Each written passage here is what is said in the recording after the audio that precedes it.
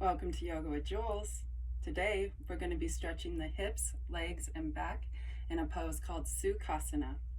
This is also known as Swastikasana and easy pose, and it's one of the most basic poses in all of yoga.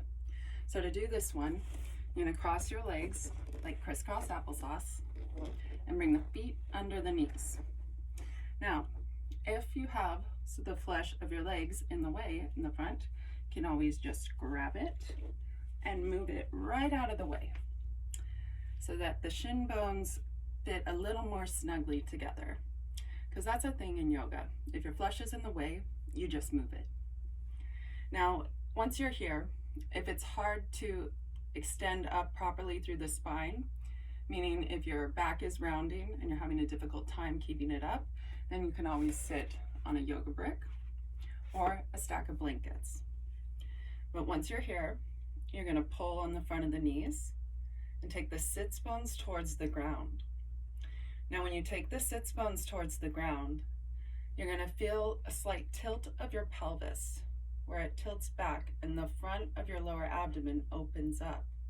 So when this happens, it takes a lot of the strain off of the organs down in that area and brings extra circulation in there to nourish those organs and relax all of the muscles in that area.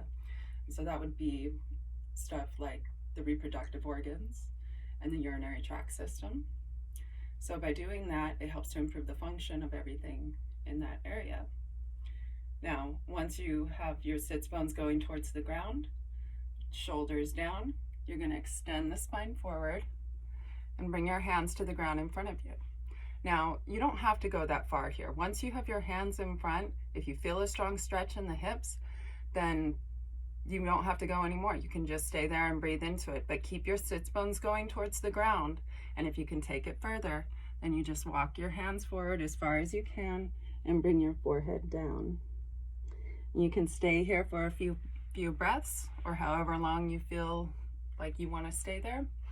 And when you're ready, you just walk your hands back and come back to upright. And of course, always do the other side by just bringing the legs out and pulling it back in with the opposite foot in front.